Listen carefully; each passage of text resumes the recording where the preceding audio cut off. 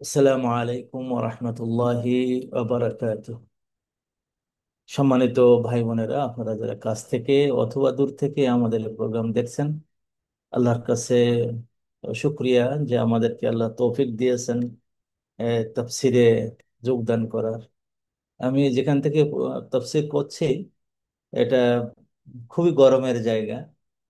তো আমাকে সবাই নিষেধ করছিল যে এখান থেকে তাফসির না করার জন্য, কারণ কোনো দিক দিয়ে বাতাস ঠিক মতো আসে না।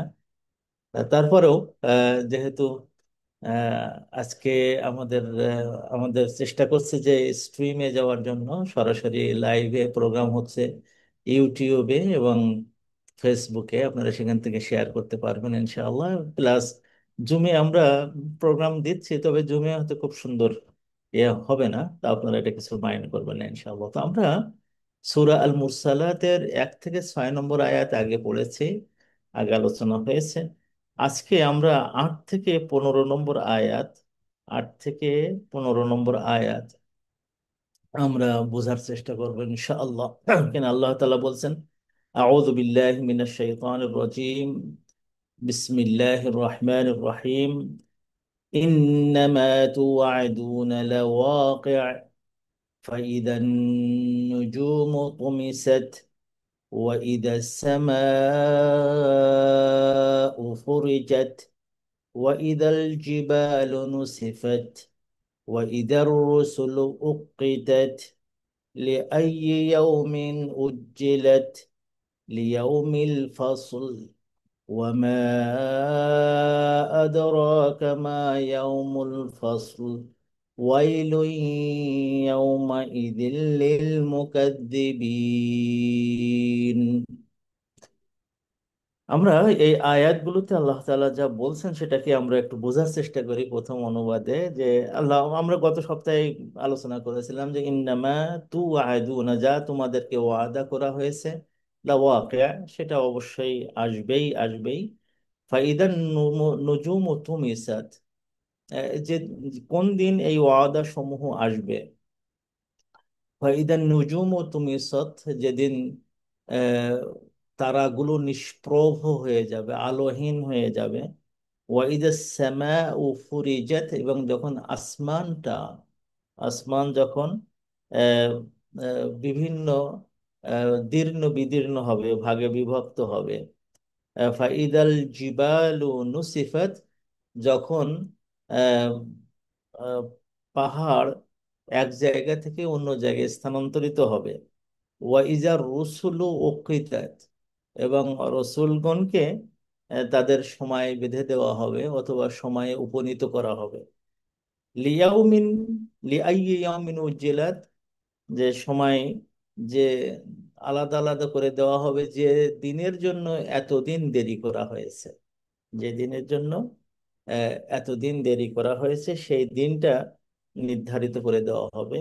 লিয়াউমিল ফসল, এবং সেই দিনটা হলো ফয়সালার দিন। ওয়ামা আদরাকা মা ইয়াউমুল ফসল, আপনাকে কে জানালো যে ইয়াউমুল ফসল এটা কি? আল্লাহ তার জবাব দিয়ে দিচ্ছেন যে গোপনে এই জবাব এখানে স্পষ্ট না, সেটা হলো যে আল্লাহ তাআলা কিয়ামতের এমন এক দিন করবেন যেদিন মানুষের মধ্যে ফয়সালা আনবেন। আর মনে রেখো, ওয়াইলু ইয়াউমাইযিল লিল মুকাজ্জিবিন, যারা এই দিনটাকে অস্বীকার করে তাদের জন্য ওয়াইল, ওয়াইল রেখে দিয়েছেন আল্লাহ তাআলা। এখানে আল্লাহ তাআলা, আমরা দেখতে পাচ্ছি যে তার যে বর্ণনা ভঙ্গি, সেটা হলো যে প্রথম আল্লাহ তাআলা কিছু মানে কসম করেছেন, ফেরেশতাদের কসম করেছেন বলেই আমরা গত সপ্তাহে প্রাধান্য দিয়েছি। তবে এটা বাতাসেরও শপথ হতে পারে, পরে ফেরেশতাদের শপথ হতে পারে। কিন্তু শপথের যে জায়গাটা, যাকে কেন্দ্র করে শপথগুলো করা হচ্ছে, যেটা প্রমাণ করার জন্য, সেটা হলো এই যে ইন্নামা তুআদুনা লাওয়াকি', তোমাদেরকে যেটা ওয়াদা করা হচ্ছে সেটা অবশ্যই ঘটবেই। এখন তোমাদের যেটা ওয়াদা করা হচ্ছে, কি ওয়াদা করা হচ্ছে? আল্লাহ তাআলা কিছু ওয়াদা করেছেন যে এই হবে, এই হবে, এই হবে, ভালো হবে, মন্দ হবে। দুইটা এখানে আল্লাহ তাআলার ওয়াদা আছে। নবীরা কিছু ওয়াদা করেছেন যে তোমাদের জীবনে এই হবে, তোমাদের পরকালে ওই হবে, তোমাদের জান্নাতে ওই হবে। মানুষও কিছু ওয়াদা করেছে, দুনিয়ার জীবনে মানুষ ওয়াদা করে। হ্যাঁ, শয়তানেরও কিছু ওয়াদা আছে। এই যে ওয়াদা যতগুলো, তার সবটাই মানে ফলাফলটা ওই দিন দেখা যাবে। যা যা ওয়াদা করা হয়েছে, এমনকি মানুষের ওয়াদারও ফলাফল ওই দিন আসবে। শয়তান যে ওয়াদা করেছে তারও ফলাফল ওই দিন আসবে। হ্যাঁ, মানে যা কিছু ওয়াদা করা হয়, মানে যাদের মানুষের উপরে যা কিছু ওয়াদা করা হয়েছে, সেটা অবশ্যই অবশ্যই ঘটবে। এখন যেদিন ওয়াদা করা হয়েছে তার বর্ণনা, এখন দ্বিতীয় পর্যায়ে আল্লাহ তাআলা এখানে, প্রথম পর্যায়টা হলো কিছু কসম এবং কসমের জবাব, যে কিয়ামত সাধিত হবেই। এটা কোনো এখান থেকে কেউ আহ, মানে মুখ ফেরাতে পারবে না, নিজেদের থেকে, নিজেদের কাছ থেকে এই সমস্যা থেকে সমাধান করতে পারবে না, এটা আল্লাহ তাআলা বলে দিচ্ছেন। কিন্তু ওই যে দিনটা হবে, ওই দিনের ভয়াবহতা কেমন হবে, তো সেখানে আল্লাহ তাআলা কয়েকটা জিনিসের বর্ণনা করেছেন। একটা হলো তারার বর্ণনা করেছেন, একটা হলো আসমানের বর্ণনা করেছেন, একটা হলো পাহাড়ের বর্ণনা করেছেন, একটা হলো রসুলগণের কথাগুলো বলেছেন। চারটা বিষয় এখানে উল্লেখ আছে। আপনারা যদি সূরা আবাসা পড়েন, তারপরে সূরা কুবিরাত পড়েন, সূরা ইনফিতার পড়েন, সূরা নাবা পড়েন, তারপরে সূরা মুতাফফিফুন পড়েন, মানে ওই যা মানে কেয়ামতের দিনের ইজা জুলজিলাতিল আরদু পড়েন, আল কারিআতু মাল কারিআ পড়েন, তা দেখা যাবে যে ওই সময়কার যেসব জিনিসগুলো ঘটবে, তার ব্যাপক বর্ণনা কোরআনে আসছে। কি ধরনের জমিন কিভাবে হবে, আসমান কিভাবে হবে, এম, তারপরে বাতাস কিভাবে ববে, আগুন কি রকম হবে, জাহান্নাম কিভাবে টানবে, জান্নাত কিভাবে আসবে, তারপরে উম, এই যে যে সমস্ত সৃষ্টি জগৎ আমরা দেখি সেগুলো কি পরিবর্তন হবে, এগুলোকে আল্লাহ তাআলা নিয়ে আসছেন। কেন নিয়ে আসছেন? কারণ হলো যে এই দুনিয়াতে আখিরাত ভোলার জন্য যা যা মানে উপাদান আল্লাহ তাআলা দুনিয়ায় রেখেছেন, সেইগুলোকে আমাদের সামনে গড়িয়ে দেবেন। আখেরাত আমরা ভুলি কেন? এই একখণ্ড জমি বানাবার জন্য। আখেরাত কেন ভুলি? স্ত্রী পাওয়ার জন্য। আখেরাত কেন ভুলি? স্বামী সন্তান ওদেরকে নিয়ে চলার জন্য। আখেরাত কেন ভুলি? সন্তানদের মুখের দিকে তাকাই তাদের কিছু করতে হবে এই জন্য। মানে আখিরাত ভোলার জন্য আরো কিছু জিনিস আছে, যে এই আসমান, এই জমিন, এই উমুক, এই তুমুক এইরকম স্থায়ী থাকতে আমি নষ্ট হব কেন? আমারে কে ধ্বংস করবে? আল্লাহ তাআলা বলছেন যে যেগুলোর কারণে তুমি হে বান্দা আখিরাত ভুলে যাও, ওইগুলোকে গুড়িয়ে চুরমার করা হবে তোমার সামনে। তো এটা ওই জন্যই আল্লাহ তাআলা এই জিনিসগুলোর কথা বলে দেন, যে মানুষ সেদিন দেখতে পাবে যে আসলে তারা কত অসহায়। তো প্রথম যেটা আল্লাহ তাআলা বলেছেন, ফাইদান নুজুমু তুমিসাত, যখন তারাগুলো তমস হবে। তমস শব্দের অর্থ হলো যে দাহাবা দাউ উহু, মানে তার আলো চলে যাবে। এখন আলো চলে যাওয়ার দুটো ধারা থাকতে পারে। একটা হলো যে কিছু তারা আছে যে তারার সরাসরি আলো নাই, সেটা সূর্যের আলোয় আলোকিত হয়। তুমিসা মানে হলো যে তখন সেখানে আলো নেওয়ার মতো ধারণ ক্ষমতা যে জিনিসগুলো আছে ওইগুলোকে শেষ করে দেওয়া হবে। আপনারা জানেন যে আহ, আলো থাকলে সেই আলোর রিফ্লেকশন ফেলাতে যে আমরা বালু দিয়ে তৈরি যে গ্লাস আছে সেই গ্লাস ব্যবহার করি, মানে আয়না ব্যবহার করি, দিয়ে এরকম করে ধরলে দেখা যায় যে আলো রিফ্লেকশন করে। তো ওইটা ওই সমস্ত গ্রহতে, যে গ্রহতে আসলে আলো নাই, নিজস্ব আলো নাই, কিন্তু সূর্যের আলো গ্রহণ করে, যেমন উপগ্রহ, এটা চাঁদ আছে, চাঁদের কিন্তু নিজস্ব কোনো আলো নাই, কিন্তু ওর মধ্যে এমন কিছু মানে আহ, উপাদান আছে যারা আলোকে ধারণ করে আলো রিফ্লেকশন ঘটায়, যেটা আমরা চাঁদের আলো দেখতে পাই। আমি তো যখন গ্রামে থাকতাম দেখতে পেতাম যে চাঁদের আলোতেও কিন্তু আমরা তখন বই ধরে পড়েছি। যখন ফুটফুটে, বিশেষ করে ভাদ্র মাসের চাঁদ, ওই সময় আলো এত প্রখর হয়, শেষ মানে এই রাত্রে, আলহামদুলিল্লাহ আমরা বই বই ধরে বই পড়ে এসেছি। মানে চাঁদের আলোটা এত রিফ্লেক্টিভ, আল্লাহ বলছেন এটাও শেষ করে দেবে। আবার কিছু কিছু তারা আছে যেগুলো নিজস্ব আলো আছে। যেমন গ্রহ আছে, যেমন সূর্য একটা, তার নিজস্ব আলো আছে। তারপরে যে সমস্ত আলো মানে মানে ইয়েগুলো পড়ে যায়, যে সমস্ত তারাগুলো ঝরে পড়ে, আলোক উজ্জ্বল তারা, এগুলো কিন্তু বার্নিং ক্যাপাসিটি আছে, তাদের মধ্যে আলো আছে। এগুলো আল্লাহ তাআলা ওইগুলোকেও শেষ করে ফেলবেন। এগুলোর কোনো আলো আর থাকবে না। এই সূর্যও, সূর্যের আলোটাও সেদিন শেষ হয়ে যাবে। তাই তমাসের দুটো অর্থ, একটা হলো যে যে তার সম্পূর্ণ এমন, তার কোনো আলো সে গ্রহণ করার মতন যোগ্যতা সে অর্জন করতে পারবে না, এক। আর দুই হলো যে এমন হতে পারে যে আলো আহ, সে যে মানে তার আছে সেটাও সে হারিয়ে ফেলবে। ভয়াবহ অবস্থা কিন্তু। আপনি চিন্তা করে দেখেন যে দুনিয়াতে যখন অন্ধকার থাকে তখন আপনার জীবনে কেমন একটা অবস্থা চলে আসে। এখন তো কারেন্টের কারণে আমরা অনেক সময় দিন আর রাত পার্থক্য করতে পারি না। খালি মানে ক্লিক করলেই হলো, অথবা সুইচ অন করলেই হলো, আলো এসে যায়, আলোর বন্যা ভেসে যায়। কিন্তু যারা একটু আমার মতন মুরব্বী আছেন তারা একটু আমাদের প্রথম দিকের জীবনগুলো দেখেন, যে অন্ধকার কেমন ভাবে আমাদের গ্রাস করতো। আমাদের বাড়িতে তো আমরা দেখতাম যে যখন হারিকেন বন্ধ করে দিয়ে সবাইকে ঘুমাতে হতো, গোটা বাড়িটার ভিতরে একদম অন্ধকার অন্ধকার, কিছু দেখা যেত না। হ্যাঁ, ওই রকম একটা অবস্থায় আমাদের সবার পড়তে হবে। দুই নম্বর হলো ওয়াইদা সামা ও ফুরিজাত। যখন আসমানগুলো, আসমান একটা না কিন্তু, এখানে আসমান অনেকগুলো। তো সামা শব্দের অর্থ হলো উপরস্থিত যতগুলো গ্রহ আছে, যতগুলো বিষয় আছে, সবগুলো সামার মধ্যে আসে। তো এই সামা যখন বলেছেন আল্লাহ তাআলা, অন্য জায়গাতে সামাওয়াত বলেছেন, তাকাদুস সামাওয়াতু ইয়াতাফাত্তারনা, অথবা আহ, মানে সামাওয়াত শব্দটা বলেন। কিন্তু যখন জাহান্নাম মানে কিয়ামতের আগে আকাশ বিদীর্ণ হওয়া, আল্লাহ সব জায়গায় সামা ব্যবহার করেছেন। সামা শব্দের অর্থ তখন হয় উপরের জিনিসগুলো সবটাই সমভুবন থেকে আসে। তাহলে আমাদের পৃথিবীকে কেন্দ্র করে চতুর্পাশে যতগুলো উপরের জিনিস আছে, পৃথিবী যেখানে আছে তার নিচ এবং তার উপর, পৃথিবীর নিচেও কিন্তু বহু বহু জিনিস আছে। আমরা কিন্তু পৃথিবীর ভিতরের জিনিস বলছি না। পৃথিবী যে গ্রহ যেটা ঘুরছে, ঘুরতেছে যেটা, তার নিচ দিয়ে অনেক আছে, সেটাও কিন্তু উপরের অংশ মনে করা হয়। কারণ পৃথিবী যখন এই দিকে যায় তখন নিচে হতে পারে, কিন্তু ওই উপরে যখন ওঠে তখন এটা উপরে হয়। তাই জন্য আর সামা বলতে আল্লাহ তাআলা যেটা বুঝাইছেন সেটা হলো পৃথিবীর নিচে উপরে মানে ডাইনে বামে যত কিছু আছে সবটাকে বোঝায়।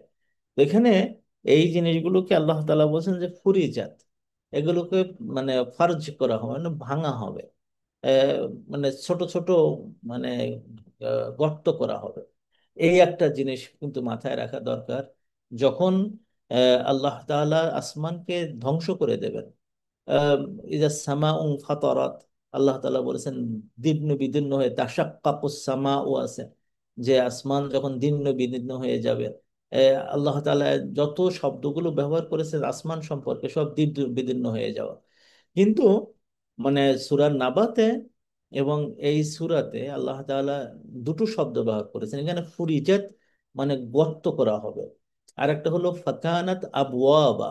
সূরা নাবাতে আল্লাহ তাআলা দরজার কথা বলেছেন। তার মানে কি, যে কোনো জিনিস ভাঙতে গেলে সেই ভাঙাটা সহজ হয় যখন এটা গর্ত গর্ত গর্ত গর্ত করা হয়। আপনারা দেখবেন যখন কোনো ডোম বাঁধা হয়, বাঁধ, সেই বাঁধ কখন ভাঙে? যখন এটাকে দুর্বল করা হয়, এখানে একটু গর্ত ওখানে একটু গর্ত, এখানে ইঁদুর যে মানে গর্ত করে এপাশ ওপাশ করে দিয়েছে। এই আমানের সবচেয়ে বড় বাঁধ ছিল সারা পৃথিবীর আশ্চর্য সমূহের মধ্যে সপ্তাশ্চর্যের একটা, সে এক সময়কার ছিল, সেটা হলো যে আরিম বাঁধ। এটা বাদ দিয়ে ভারত মহাসাগর থেকে যে ঢেউ আসতো, ঢেউ এসে ইয়ামানকে যে একবার নষ্ট করে দিত, ওই বাঁধের কারণে আল্লাহ তাআলা তাদেরকে রক্ষা করেছিলেন। সেই বাঁধটা দেখা গেল মাত্র মানে কয়েক বছরের মধ্যেই ওই বাঁধটা ধ্বংস হয়ে যায়। কিভাবে হয়ে যায়? মানে আল্লাহ তাআলা ওখানে ইঁদুর ছেড়ে দেন, এই ইঁদুরেরা ওরা গর্ত করে করে ফেললো। গোটা বাঁধটাই এত বেশি ইঁদুরের হোল হলো যে যখন আছড়ে পড়ে ঢেউ আসা শুরু করলো, এই আছড়ে পড়া ঢেউয়ের কাছে এই বাঁধটা একেবারে খুব ক্ষুদ্র হয়ে যায়। আসমানকে ধ্বংস করার প্রথম পদক্ষেপ হবে ফুরিজাত, এটাকে গর্ত গর্ত গর্ত গর্ত গর্ত গর্ত করা হবে। এখন এই মানে এই গর্ত কোন জায়গায় করা হবে? আসমানের যে জায়গাটা আমরা কিন্তু আজও পর্যন্ত বিজ্ঞান দেখতে পায়নি যে আসমানের প্রথম আসমানের সীমানা কোন জায়গায়। আসমানের নিচে সামান্য কিছু কিছু জিনিসের সন্ধান ওরা দেখতে পাইছে। তার মধ্যে মঙ্গল গ্রহে যদি গিয়ে গিয়ে থাকে তাহলে হয়তো ওখানে গেছে। আর একটা উপগ্রহ চাঁদ, সেখানে হয়তো যেতে পারে। কিন্তু মঙ্গল গ্রহ তো পৃথিবীর নিকটতম গ্রহ। এরপরে যে আরো কতগুলো গ্রহ আছে, আগে তো আমরা শুনতাম 7টা গ্রহ আছে। তারপরে আমরা ছোটবেলায়, আমরা যখন ছোট ছিলাম তখন 9 গ্রহের সন্ধান পাওয়া যায়। তারপরে যে আমরা যখন ইন্টারমিডিয়েটে পড়ি তখন 11 গ্রহ পেয়েছিল। এখন মানে এরা বলতেছে যে না, গ্রহের সংখ্যা অগণিত, আমরা গুনিয়ে পারবো না, আমাদের জানা নাই, এটা অনেক অনেক বেশি গ্রহ, এটা আমাদের জানা নেই এত বেশি। এরপরে শুধু গ্রহ, বরং দেখা যায় যে এই গ্রহ ছাড়াও আহ, আরো ভিন্ন গ্রহ আছে, সেটা কিন্তু সব প্রথম আসমানের নিচে। এটা কিন্তু প্রথম আসমানকে ভেদ করে আরো যেসব জিনিসগুলো আছে সেখানে বিজ্ঞানীদের চিন্তা, ইমাজিনেশন এবং ইকুইপমেন্ট এখনো পৌঁছাতে পারেনি, অসম্ভব ব্যাপার। শুধু তারা বলেছে যে আমরা তো মনে করতাম আগে একটা গ্যালাক্সি আছে যেখানে সূর্য একটা এবং অন্যান্য গ্রহ সেখান থেকে উপকৃত হয়। এখন তারা এই জায়গায় গেছে না, গ্যালাক্সি আরো বেশি, সূর্য আরো বেশি, নতুন নতুন পাওয়া যাচ্ছে। এগুলো সব তো হলো আসমানের, প্রথম আসমানের নিচে। এখন চিন্তা করেন, সেটা হলো যে এর উপরে যে আসমানটা আছে, এটা এত ইহকাম, যেটা আমরা নীল ছাড়া কিছু বুঝতে পারি না। নীল কেন দেখি? নীল আমরা দেখি যে এত দূর, এত দূর যে শূন্যস্থানটা, ওখানে আর নীল ছাড়া আর কোনো রঙে ওটা বোঝানো যায় না, কারণ চোখ অত দূর যায় না। সাগরও এরকম হয়, সাগরে চোখটা যখন শেষের দিকে যাচ্ছে তখন দেখবেন পানি নীল দেখা যায়। ও, আকাশেও এরকম, চোখ যতদূর যে যখন থমকে যাচ্ছে সেখানে নীলটা এসে দেখা যায়। আসলে আকাশের রং রং নীল নয়, কেউ বলতে পারবে না যে আকাশ নীল রঙের না, বরং সূর্যেরই তো 7টা রং আছে। সেই 7টা রংটা হয়তো আমরা কখনো কখনো কিছু কিছু রং দেখি। যেমন যখন সূর্য ওঠে, যখন সূর্য ডোবে, তখন তার কমলা রংটা আসে, কখনো এটা লাল রংটা আসে। তারপরে ওখানে মানে হয়তো কখনো কখনো বেগুনের মানে এটা আমরা অনুভব করি, যেটা আমরা হয়তো দেখতে পাই না, কিন্তু মুখে যখন লাগে তখন মুখ টুক কালো হয়ে যায়, ওটা ব্যঞ্জন ব্যঞ্জন রশ্মির কারণে। আহ, আরো সূর্যের একেবারে সাদা রংটাও দেখি আমরা, যেখানে কালো মানে থাকা মানে পাওয়া যাচ্ছে না। সব রঙের উপস্থিতি যখন সাদা হয়ে যায়, সব রঙের অনুপস্থিতি যখন কালো হয়ে যায়, এইভাবে মানে এই রং টং গুলো কিন্তু আমরা যেটা দেখি এটার চেয়ে কিন্তু আরো বেশি আছে। কিন্তু আমরা ওই নীল রং মানে হলো যে আপনি আপনার এর পরে চোখ যাওয়া অসাধ্য, আপনার চোখ যাওয়া, জ্ঞান যাওয়া সম্ভব হচ্ছে আমার পক্ষে। যখন ইকুইপমেন্ট নেবেন দেখবেন যে তখন আরো এই নীলটা আরো অনেক দূরে যাচ্ছে, আপনি কোনো কোনো তারাকে দেখতে পাচ্ছেন। আমি তো এই যে গ্রিনিচ মানমন্দির বলে এখানে যেটা, ওখানে আমরা যে দেখছি যে কিভাবে পৃথিবী সৌরজগৎ ঘুরতেছে, মনে হবে যেন আপনার মাথার কাছে। এটা দেখা সম্ভব যন্ত্রের মাধ্যমে। তো তখন নীল হয় না।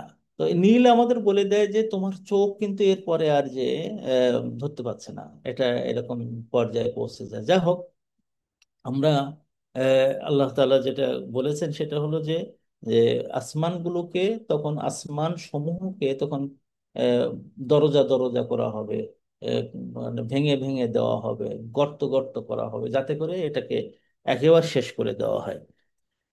এরপরে যে আসমানের কারণে আমরা আসমান দেখি বলে আখিরাতের প্রতি আমাদের খুব বেশি আকাঙ্ক্ষা থাকে না।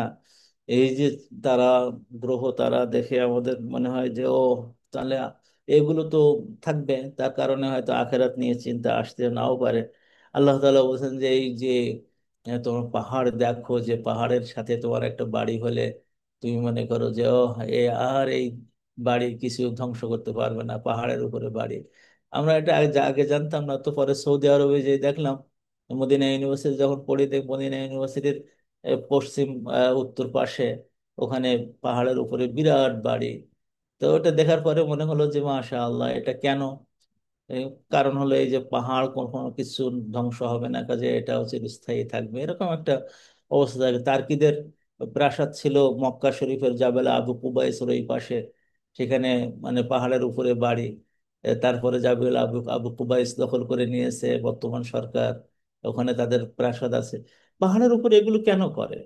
করে এই জন্য যে দীর্ঘ আহ, একটা শক্তি, তারপরে হলো স্থায়ী একটা স্থায়িত্ব, ইত্যাদি ইত্যাদির কারণে তারা মনে করে যে অনেকদিন থাকবে, অনেকদিন হবে, এরকম মনে করে তারা এরকম করতে থাকে। আল্লাহ তাআলা বলছেন, দেখো, ওয়াইদাল জিবালু নুসিফাত, আমি এই পাহাড়গুলোকে তখন নসফ করব। নসফ শব্দের অর্থ হলো যে তার যে জায়গাটা আছে সেই জায়গা থেকে সরাই ফেলবে। এ দারুণ ব্যাপার কিন্তু। একটা পাহাড় আছে, মানে ভারতেরও উত্তরে, আমাদেরও উত্তরে, সেখান থেকে কিছু পানি বের হয়। সেই পানির মুখগুলো সব বন্ধ করে দিয়ে গোটা বাংলাদেশ এখন মরুভূমি করা হচ্ছে। পাহাড়ের জায়গা হলো এরকম। মানে পাহাড়, যেটাকে আমরা হিমালয় বলি, মানে হিমালয়ের পর্বতমালা যেটাকে বলি, হিমালয়া আরবিতে বলে। তো এই হিমালয় এর চিন্তা করেন, এভারেস্ট বলে যেটা, তাও কাউক্রাডাং আছে বাংলাদেশে, তারপর প্রিনিস পর্বত হলো ইউরোপে। এইরকম ভাবে এইসব পাহাড়ের সারিগুলো যেখানে রয়েছে, ওইটাই কেন্দ্র করে মানুষের শক্তি সঞ্চার হয়। অদ্ভুত ব্যাপার। পাহাড়কে কেন্দ্র করে মানুষের শক্তির সঞ্চার হয়। আপনি যদি দেখেন, সামুদ জাতি পাহাড়কে কেটে কেটে প্রাসাদ বানাতে পারায় তাদের শক্তির উৎস মনে করত। আদ জাতি এরমাদাতিল ইমাদ, পাহাড় কেটে কেটে সুন্দর পিলার এবং বিল্ডিং বানাতে পারাটাই তারা মানে সবচেয়ে শক্তির আধার মনে করত। পৃথিবীতে পাহাড়, পাহাড় কেন্দ্রিক জীবন, এটাকে দখল করতে পারা, এই সমস্ত একটা শক্তির একটা বিষয়। আমরা যখন আফগানিস্তানে পাথর মানে বোম মেরে তোরা বড়া পাহাড়কে ধ্বংস করছিলাম, তখন আমাদের মাথায়, আমার মাথায় বিশেষ করে কোশ্চেন আসলে, ব্যাপারটা কি? পাহাড় ভাঙতেছে কেন? এইখানে তো কোনো একটা মানুষ এখানে নাই তো। ওখানে তোরা বড় পাহাড় যখন ধ্বংস করে তখন বলছিল যে ওখানে নাকি ওসামা বিন লাদেন ওখানে জীবিত, ওখানে আছে। কই? পরে তো ধরা পড়েছে সে পাকিস্তান থেকে। তার মানে পাহাড় ধ্বংস করতে পারাও বর্তমান জামানায় আমরা দেখেছি কিছু কিছু তাগুতদের এবং আল্লাহদ্রোহীদেরকে দেখেছি, তারা পাহাড় ভাঙতে পারাটাও একটা বিরাট কিছু মনে করে। কারণ কি? কারণ আমাদের সাধারণ ধারণা এসে গেছে যে পাহাড় নাড়ানো যায় না, পাহাড় টলে না। কিন্তু আল্লাহ তাআলা বলছেন, টলে না শুধু, পাহাড় তার জায়গা থেকে চলে যাবে। কিভাবে চলে যাবে? আল্লাহ তাআলা চার ভাবে এটা দেখা গেছেন যে, মানে পাহাড় কিভাবে চলে যায়। প্রথম হলো, মানে পাহাড় দীর্ণ বিদীর্ণ হয়ে যাবে। পাহাড়গুলো একেবারে দীর্ণ বিদীর্ণ হয়ে যাবে, তাশাক্কুক হয়ে যাবে, একদম ভেঙে চুরে সুদিয়াত হয়ে যাবে, একদম ভেঙে চুরে একদম সর্বনাশ হয়ে যাবে পাহাড়গুলো। তো এর দ্বিতীয় হলো যে, এটা তার জায়গাতে, এখানে যেমন আছে যে জায়গাতে স্থানচ্যুত হয়ে যাবে, এখন তো খুঁজে পাওয়া যাবে না যে পাহাড়টা এখানে ছিল, গেল কোথায়, সে জায়গা থেকে চলে যাবে। তারপরে আল্লাহ তাআলা এটা তেসির করাবেন। এটা জায়গা থেকে চলে যাবে শুধু না, এগুলোকে আহ, ঘুরানো শুরু করে দেবেন, উড়ে উড়ে যাবে, এখানে সেখানে যাবে। এরপরে আল্লাহ তাআলা এগুলোকে ডাস্ট বানাই দেবেন, একবার হাবা মানসুরা, মানে একটা ধুলো করে ধুলো বানাই দেবেন, যে ধুলোগুলো আকাশে উড়ে যাবে, আকাশে ওড়ার মতন পাহাড় হয়ে যাবে সব। তবে ধুলোর, মানে কুণ্ডলি থাকার কারণে বুঝবে যে ওইটা একটা পাহাড়ের কুণ্ডলি, এটা ধুলো হয়ে গেছে। এই ধুলোটাকে আল্লাহ তাআলা দেখাইছেন যে ওগুলোর রং সাদা হবে, কাল এহনিল মাংফুস হবে। যে তুলা যেমন মানে ধুনের মাধ্যমে একেবারে উড়াই দেওয়া হয়, উড়ে উড়ে যায়, খুব নরম তুলতুলে হয়ে যায়। এই শক্ত পাথর যেখানে আপনি ঘুষি মারলে আপনার হাত ভেঙে যাবে, সেই পাথরটাও, পাহাড়টাও সেদিন একদম তুলার মতন হবে। দারুণ কথা। তো এখন এই যে চারটা মানে অবস্থা পাহাড়ের হবে, নুসিফাত মানে জায়গা থেকে আরেক জায়গায় যাওয়া, এটা হলো দ্বিতীয় পর্যায়। প্রথম পর্যায়ে হলো যে তাকে ভেঙে ফেলা, তারপরে এটাকে মানে স্থানান্তরিত করা। আর তৃতীয়ত হলো সুইয়ারাত, এটাকে মানে উড়াই নেওয়া, এবং উড়াই নিয়ে এটাকে ধুলোতে পর্যবসিত করে দেওয়া। এটা হলো চতুর্থ পর্যায়ে, এবং সেটা তুলার মতন দেখা যায়। কেন এটা? পাহাড়কে কেন আল্লাহ তাআলা এখানে উল্লেখ করেছেন?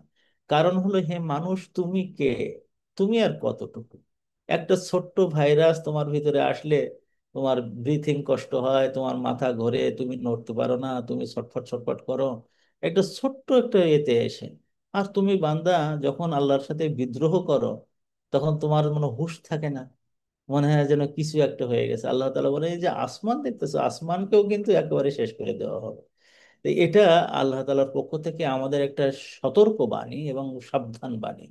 এই সতর্ক এবং সাবধানটা আল্লাহ তাআলা এই জন্য করতেছেন যে, হে বিভোল, হে আত্মম্ভর, হে আত্মাকে ভুলে যাওয়া মানুষ, হে নিজের উপরে জুলুমকারীরা, তোমরা যে আখেরাতকে ভুলে বসেছো, যেসব কারণে এইসব জিনিসগুলোই কিন্তু সেদিন ধ্বংস হয়ে যাবে।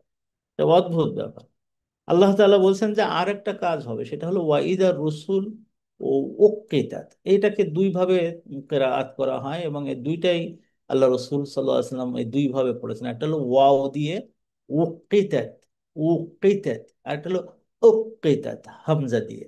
এই দুটার অর্থ এক, দুইটার অর্থ একই, আসলে ওয়াক্তুন থেকে আসছে। তা যারা উক্রিতাত বলেছেন মূল, আর অক্রিতাত যারা বলেছেন তারা হলো এটাকে আলিফ ওয়াওটাকে আলিফের মধ্যে মানে পরিবর্তন করা, এটা ইবদাল বলা হয়। ওর অর্থ হলো এক, মানে সময় নির্ধারণ করা। এখানে তিনটি অর্থ আমাদের কাছে আসে।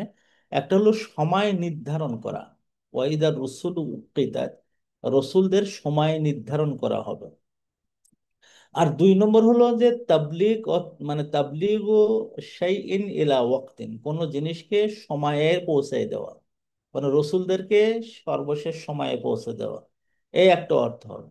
আর একটা তৃতীয় অর্থ হলো এই যে রসুলগণ কখন কোথায় কিভাবে মিট করবে, কোথায় হবে, এর জন্য সময় নির্ধারণ করা হবে, সেটা দুনিয়া এবং আখিরাত উভয়টাই। তো উভয়টাই এই কারণে যে আল্লাহ তাআলা ওই দিন মানে আখেরাত যেদিন হবে, সেদিনকে যে সময়টাকে আল্লাহ তাআলা রসুলদের জন্য নেবেন, সেটা আমরা আমরা বুঝতে পারতেছি এখানে যে আহ, সব নবীদেরকে একসাথে এক জায়গায় হবে না। আল্লাহ তাআলা নবীদেরকে, আল্লাহ রসুল বলেছেন যে আমি দাঁড়াই থাকবো, আমি দেখতে পাবো যে আমার পাশ দিয়ে একদল নবী যাচ্ছেন তার উম্মত নিয়ে, হাজার হাজার। একদল, একজন নবী যাচ্ছেন তার উম্মতি নাই, আরেকজন নবী আছেন তার দুইজন উম্মত, আরেকজন নবী আছেন তার 30-40 জন উম্মত। আর তারপরে দেখবো যে বিশাল একটা গ্রুপ আসতেছে। তখন আমি বলবো যে এরা কারা? তা আমাকে বলা হবে যে এরা মুসা আলাইসাল্লামের উম্মত। তখন আমার মনের মধ্যে আসবে, আল্লাহ, মুসা আলাইসাল্লাম কওম এত বড়, এত বড় হবে। তারপরে মানে জিবরিল আল্লাহ রসুলকে বলবেন যে আপনি ওই যে হোরাইজনের দিকে তাকান, ওই দিকে তাকান। তাকায় দেখবো যে চতুর্পাশ একদম অন্ধকারের মতন, কালো মতন হয়ে আসতেছে। আমি দেখবো যে শুধু মাথা আর মাথা। তখন আল্লাহ রসুলকে বলা হবে যে এটাই হলো আপনার উম্মত। তাহলে এই যে নবীদের সময়ের যে উম্মতরা ছিল, তারা যে কেয়ামতের সময়ে আল্লাহর সামনে আসবে, এই দুই সময়কে উকরিতাত বলা হয়েছে। তো নবীদেরকে আল্লাহ তাআলা বলেন যে আমি সময় অনুসারে তাদেরকে নিয়ে আসবো। এবং আশ্চর্য বিষয় হলো যে নবীদের এই যে সময়টা যে যখন দেওয়া হবে, দুনিয়ার সময়টা মানে আমরা কিচ্ছু তেমন জানি না। আমরা মাত্র 25 জন নবীর জিন্দিগি জানি, তাদের সাহাবারা কেমন ছিল মোটামুটি আমরা জানি। তাও সব জানি না, তাও সব জানি না। 25 জনের মধ্যে থেকে তো অনেকের আমরা হয়তো জানি না। মুসা আলাইসাল্লাম জানি, ঈসা আলাইসাল্লাম জানি, ইউসুফ আলাইসাল্লাম জানি, হ্যাঁ, তারপরে ধরেন হারুন আলাইসাল্লাম জানি, কিছু কিছু 25 জন। কিন্তু আল্লাহ তাআলা বলেছেন যে এমন নবীরা আসছেন, এত সংখ্যায় তারা এত, যে মিনহুম মাল্লাম নাকসুস আলাই, যে এমনও নবী আছে যাদের কথা আপনাকে বলেই নেই, আমাদের নবীকেও পর্যন্ত বলা হয়নি যে কত নবী আসছে। তবে আল্লাহ তাআলা একটা সীমানা নির্ধারণ করে দিয়েছেন, কোন কোন জায়গায় নবী আসছে, কোন কোন জায়গায় আসেন। আল্লাহ তাআলা বলেছেন যে অমা কুন্না মুআদ্দিবিনা হাত্তা নাবআসা রাসূলা, আমরা রসুল না পাঠাই কোনো জায়গায় কারোর আযাব দেই না। তারপরে আল্লাহ তাআলা বলেছেন যে মিন কারিয়াতিন, এমন কোন জায়গা নেই, ইল্লা খালা ফিহা নাদির, এমন কোন জনপদ নাই যে জনপদে একজন না একজন রসুল আমি পাঠাইছি। তাতে আপনি বাংলাদেশ মনে করেন, ইন্ডিয়া মনে করেন, পাকিস্তান মনে করেন, শ্রীলঙ্কা মনে করেন, মালয়েশিয়া মনে করেন, ইন্দোনেশিয়া মনে করেন, পৃথিবীতে যেখানে যেখানে জনপদ গড়ে উঠেছে, যেখানে যেখানে আল্লাহর রহমত অথবা শাস্তি এসেছে, সব জায়গায় কিন্তু রসুল ছিল, রসুল ছিল। আপনি ইউরোপিয়ান কান্ট্রিতে আসেন, আপনি আমেরিকায় যান, কানাডা দেখেন, অস্ট্রেলিয়া দেখেন, নিউজিল্যান্ড দেখেন, যত জায়গা, মানে বলার কোনো সুযোগ নেই যে নবী শুধু এই আরব বিশ্বে এই কয় 25 জন নবী না, অসম্ভব। এদের সংখ্যা মোটামুটি ভাবে আল্লাহ রসুল একটা হাদিস বলেছেন, সেখানে আমরা জানতে পারি যে তাদের সংখ্যাটা এমন হবে যে 1,24,000। 1,24,000 বর্ণনা একটা আছে, অথবা 2,24,000। 1,24,000 অথবা 2,24,000। বড় বড় মুহাদ্দিসিনে কিরাম, বিশেষ করে আমার উস্তাদ বলেছেন, দেখো যখন 1 লক্ষের ব্যবধান হয় কোনো রেওয়ায়েতে, তা 2 রেওয়ায়েতে বাদ দিতে হয়। কারণ পার্থক্য হয়তো 19-20, 21-22 পার্থক্য, 1,000, 1,200, কিন্তু 1 লক্ষ অথবা 2 লক্ষ, তার মানে কোনো হাদিসটাই গ্রহণযোগ্য না। এখানে আল্লাহ তাআলার কোরআনের ওই আয়াতটাকে আমাদের গ্রহণ করতে হবে যে নবী এবং রসুলদের সংখ্যা আল্লাহ তাআলাই ভালো জানেন। এছাড়া আমাদের নবীকেও আল্লাহ তাআলা জানাননি সব কথা। তিনি আল্লাহ তাআলা তার নবীকে বলেছেন যে আমি তাদের কারো কারো কিসসা আপনাকে শুনাইছি, আর কারো কারো কিসসা শুনাইনি। তার মানে কি? এবং বলেছেন প্রত্যেক জনপদে তিনি রসুল পাঠিয়েছেন। তার মানে কি? তার মানে হলো যে এদের সংখ্যা অগণিত, অগণিত, যেটা আমাদের জানা নাই। তো 1 লক্ষ 2 লক্ষ যেটা আমরা শুনি, এটা মানে একটা ধারণা দেওয়ার জন্য যে তাদের সংখ্যা কিন্তু আসলে অনেক বেশি। এই রসুলদের মধ্য থেকে সব রসুলকে মেনে নেওয়া হয়নি। এমনও রসুল ছিলেন যে তিনি দাওয়াতি কাজ শুরু করেছেন, অমনি তার গলা কেটে দিয়ে একদম মেরে ফেলে দিয়েছেন। এমনও রসুল কিছু ছিলেন যে তারা দিনের কাজ করেছেন, করতে করতে তার ছেলেকে যখন মারা হচ্ছে, গলা কেটে দেওয়া আছে, তো উনি একটু প্রতিবাদ করার কারণে ওনার মাথার থেকে পা পর্যন্ত করাত দিয়ে কেটে ফেলেছে। তো দেখা যায় যে নবীদের মানে দাওয়াতি কাজের তারতম্য অনুসারে নবীদের মর্যাদা বাড়া কমা হয়, এবং বাড়তে বাড়তে নবীদের সংখ্যা অনেক, এবং এদের উপরে 313 জন রসুলের মর্যাদা আসে। রসুলরা শরিয়াত পায় আলাদা, এবং নবুয়াতও তারা পেয়ে যায়। তা নবীরা, রসুলরা তারা একাধারে নবী, আবার একাধারে নতুন শরিয়াত প্রাপ্ত তারা। এদের মধ্য থেকে আমরা 5 জনকে দেখি উলুল আজমি মিনার রসুল। তারা হলো 5 জন হলো সেরা রসুল, এবং এই 5 জনের সেরা হলো আমাদের নবী মুহাম্মদ সাল্লাল্লাহু আলাইহি ওয়াসাল্লাম। তো এই যে রসুলগণ, এদেরকে আল্লাহ তাআলা কিয়ামতে যে বিচার ফায়সালা অথবা মানে এগুলো করার, বিচার হিসাব নেওয়া, এই সমস্ত বিষয়গুলোতে নবীরা নবী কেন্দ্রিক হবে, নবী কেন্দ্রিক হবে। ওয়াইজার রসুল ওকিতাত, আল্লাহ তাআলা এটাই আমাদেরকে বোঝাচ্ছেন যে তোমাদের নবী কেন্দ্রিক বিচার ফয়সালা হবে। এমন হবে না যে নবী মোহাম্মদ সাল্লাহ সাল্লামের বিচার উম্মতের বিচার হচ্ছে এখন, আবার একজন মুসার উম্মতের কেউ এখন বিচার করে নিচ্ছেন, তা না। তাদের জন্য সময় নির্ধারণ করা হবে। সবচেয়ে মজার কথা হবে ওই দিনে, এবং এটা আপনারা সবাই এই গর্বটা, এই গর্বের কারণে আবার ফেটে পড়বেন না, শুকর আদায় করবেন। এই গর্বটা আপনাদের, আমাদের সবার হওয়া উচিত যে যত রসুল নবী, আমাদের নবী বাদ দিয়ে আসছেন দুনিয়ায়, তাদের, তারা সবাই আমাদের উম্মতে মুহাম্মাদের দিকে তাকাই থাকবেন। কারণটা হলো এই যে সব নবীদের উম্মতদের বড় অংশ, কোন কোন নবীর সবাই, কোন কোন নবীর 1-2 জন বাদ দিয়ে, কোন কোন নবীর 40 জন বাদ দিয়ে, সবাই নবীদের বিরুদ্ধে কথা বলবে। এক অদ্ভুত ব্যাপার কিয়ামতের ময়দানে, যে না, উনি আমাদের কাছে ইসলাম পৌঁছায়নি। তখন আল্লাহ তাআলা, ওই নবীরা তখন মন খারাপ করবে যে হায় রে, কেম দুনিয়াতে তোরা আমারে কষ্ট দিছিস, আবার আখেরাতেও তোরা আমারে কষ্ট দিচ্ছিস। দুনিয়াতে তোরা আমারে মানিস নে, এখন আখেরাতে এসে আল্লাহ তাআলার সামনে এসে বলতেছে যে আমি নাকি তোদেরকে দিনের কথা শোনাইনি। তখন যে আহ, আল্লাহ আল্লাহ রসুল বলবেন, আল্লাহ তাআলা বলবেন রসুলদেরকে, তোমাদের সাক্ষ্যদাতা কেউ আছে? ওরা তো বলতেছে তোমরা তাবলীগ করোনি, দিন পৌঁছাওনি, তোমাদের সাক্ষী কে? তখন মানে নবী মুহাম্মদ সাল্লাহ সাল্লামের সাহাবীরা, মানে উম্মতেরা আহ, সেখানে থাকবে। এর দ্বারা বোঝা যায় যে নবী মুহাম্মদ সাল্লাহ সাল্লামের উম্মতদের বিচার ফয়সালা, তাদের মর্যাদা প্রথমেই, মানে সময় নির্ধারণের সর্বপ্রথম থাকবে তারা। কারণটা কি? কারণ নবীদের সার্টিফিকেট গুলো আমাদের নবী সাল্লাল্লাহু আলাইহি সাল্লামের উম্মতরাই দেবেন। এটা কিন্তু একটা বড় ধরনের সম্মান, যে সম্মানটা আপনি নেওয়ার চেষ্টা করুন। আমি যখন বললাম যে আপনি নেওয়ার চেষ্টা করুন, এটা এই কারণে বলেছি যে আপনার মধ্যে তিনটি গুণ থাকতে হবে যদি আপনি ওই জায়গায় যেতে চান। ওই জায়গায় যেতে চাইলে যে আল্লাহ তাআলা একজন নবীকে আনবেন, আনার পরে তার উম্মতেরা তাকে বিট্রে করেছে, তার বিরুদ্ধে কথা বলেছে, আল্লাহ তাআলা আপনার কাছে ওই নবী সম্পর্কে শুনবেন।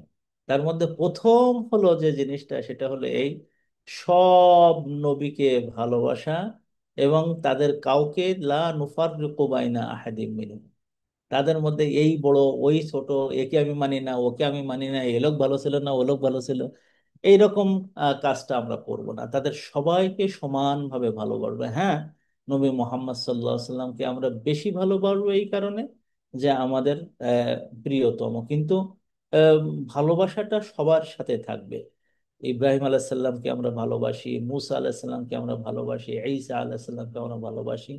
যখন আপনার মধ্যে এই ভালোবাসাটা থাকবে, তখন কিন্তু আপনি পেয়ে যাচ্ছেন। এই জন্য যখন কোনো নবীর নাম আসে, আলাইহিসসালাম বলা, তার জন্য দোয়া করা, তার জন্য তার সাথে সে সাক্ষাতের আকাঙ্ক্ষা করা, এটা কিন্তু আমাদের প্রত্যেক ইমানদারের কর্তব্য। এবং আমাদের নবীকে আল্লাহ তাআলা খুবই গুরুত্ব সহকারে শিখিয়েছেন।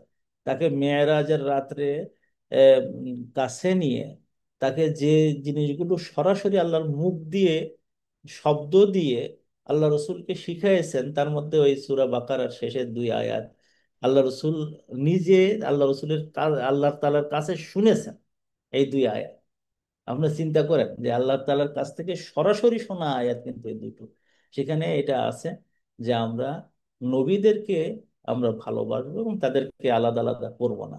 এই প্রথম নম্বর গুণাবলী হলো এটা। দুই নম্বর গুণাবলী হলো যে ওইসব নবীদের যে সমস্ত ইখলাস এবং এবাদাত গুলো ছিল, এবং ইখলাস এবং এবাদাতের প্রত্যেক যে জিনিসগুলো আমাদের নবীর জীবনে আসছে, সেগুলোকে সুন্দরভাবে পালন করা। এটাকে মাশাআইরুল্লাহ বলেছেন, শাআইরুল্লাহ বলেছেন। আল্লাহ তাআলার মাশাআইর অথবা আল্লাহ তাআলার শাআইর, যেগুলো অন্য অন্য নবীদের সময়ে আহ, শুরু হয়েছে, এগুলো এখনো পর্যন্ত আছে। যেমন ধরেন খাতনা করা, শুরু হয়েছে ইব্রাহিম আলাইসাল্লাম থেকে, এখনো ওটা কিন্তু আছে। যেমন ধরেন মানে সাফা মারোয়ার পাহাড়ে মাঝখানে সাই করা, এটা ইব্রাহিম আলাইসাল্লামের স্ত্রী দিয়ে শুরু হয়েছিল, ওটা এখনো আছে। যেমন ধরেন কোরবানি করা, ইব্রাহিম আলাইসাল্লাম থেকে শুরু হয়েছে, এটা এখনো আছে। যেমন ধরেন রোজা রাখা, রোজা রাখার সময় রোজার মাঝখানে আবার মিসওয়াক বা এটা ওটা মানে না করা, যাতে করে তার মুখের গন্ধটা আল্লাহ তাআলার কাছে যায়। আহ, এটা মুসা আলাহিসাল্লাম থেকে আমাদের কাছে আসছে। যা হোক, মানে তাদের যে সমস্ত আমলগুলো আল্লাহ তাআলা এখনো পর্যন্ত জারি রেখেছেন, এগুলোতে করার সময় আমাদের মানসিক অবস্থা যেন খুবই সুন্দর থাকে, যে আমরা এটা আমরা মেনে চলতেছি, আমাদের নবীদের আমলগুলো আমরা করতেছি। যেমন যদি না আপনি আরাফার ময়দানে আপনি যদি যান কখনো, অথবা দূর থেকে আরাফার ময়দানকে আপনি ইয়ে করতেছেন, অবজার্ভ করতেছেন, জীবনে মেনে চলতেছেন, বাংলাদেশ থেকেও আরাফার দিনে আপনি কাটাবেন। আমার এক দাদা ছিলেন, মূর্খ মানুষ, খুব বেশি শিক্ষিত না, কিন্তু উনি আসতেন আমাদের বাসায়। যে মৌলানা সাহেব, আমাকে মৌল সাহেব বলতেন, মৌল সাহেব আরাফার দিনটা কবে হবে? তো আমি বলে দিতাম যে অমুক দিন আরাফার দিন সৌদি আরব ঘোষণা করছে। তখন উনি সেই দিন রোজা রাখতেন এবং দোয়া করতেন।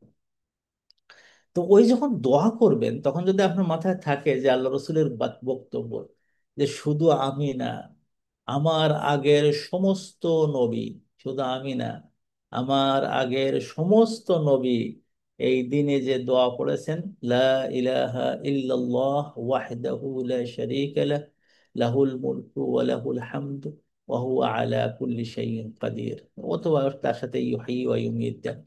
এই যে দোয়াটা, এই দোয়াটা কিন্তু মনে করবেন না যে এটা আমাদের নবী সাল্লাল্লাহু আলাইহি সাল্লামের শুধু, এটা সব নবীরা পড়েছেন। আপনি যখন একটু ভুল করে ফেললেন, আল্লাহ তাআলার নির্দেশের একটু বাইরে চলে গেলেন, আপনি ওই দোয়াটা পড়ুন, যে দোয়াটা আল্লাহ তাআলা নিজেই তার আদম আলাইহিস সালামকে শিখাই দিয়েছিলেন। রব্বানা যালামনা আনফুসানা ওয়া ইল্লাম তাগফির লানা ওয়া তারহামনা লানাকুনান্না মিনাল খাসিরিন। আপনি যখন মারাত্মক বিপদের মধ্যে পড়েছেন, যে বিপদ থেকে আপনি পার হতে পারছেন না, ক্যান্সারে ধরে ফেলেছে, গায়ে ক্ষত এমন হয়ে গেছে যে পচন শুরু হয়ে গেছে, মারাত্মক সমস্যা হয়ে গেছে, আপনার শরীর আর ভালো করার মতন পৃথিবীতে কোনো ডাক্তার আর বলতেছে না যে আমি ভালো করতে পারবো। তখন আপনি দোয়াটা পড়েন এবং বলেন, রব্বি ইন্নি মাসানি আদ-দুররু ওয়া আনতা আরহামুর রাহিমিন।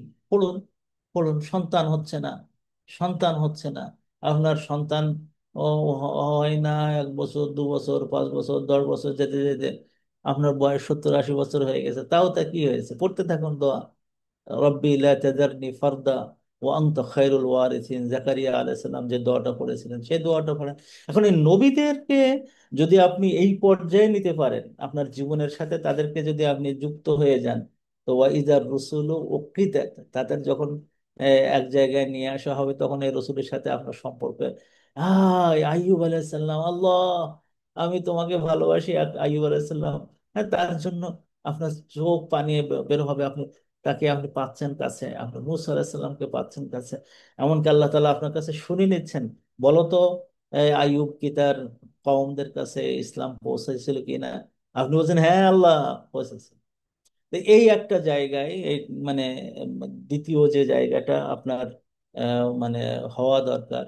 আর তৃতীয় হলো এলেম। এলেম, কারণ কি? কারণ হলো যে আপনি নবীদেরকে চিনেন না, নবীদেরকে চিনো না না, তা আপনি তাকে দেখবেন কি করে কিয়ামতের ময়দানে? খালি আপনি তখন ইয়ানাফসি ইয়ানাফসি করবেন, কিন্তু প্রত্যেক মানুষ কিন্তু উম্মতে মোহাম্মদের প্রত্যেক মানুষকে আল্লাহ ওই মর্যাদা দিয়েছেন। আজকে যারা আমরা এখানে আমার আলোচনা শুনছেন, তারা কি আমরা সিদ্ধান্ত নিতে পারি না যে আমরা ওই পর্যায়ে আমরা যাব, যে পর্যায়ে আল্লাহ তাআলা আমার কাছেও শুনবেন, বলো তো এই নবীর তাবলীগ সম্পর্কে, তার রিসালাত সম্পর্কে, তার নবুয়াত সম্পর্কে, তিনি কি তার উম্মতের কাছে পৌঁছেছিলেন? আমি গুনাহগার মানুষ হয়তো বলবো যে হ্যাঁ পৌঁছেছিলেন। তাহলে তৃতীয় যে গুণ আমাদের দরকার হবে সেটা কি? ইলম, এই নবীদের সম্পর্কে জানা।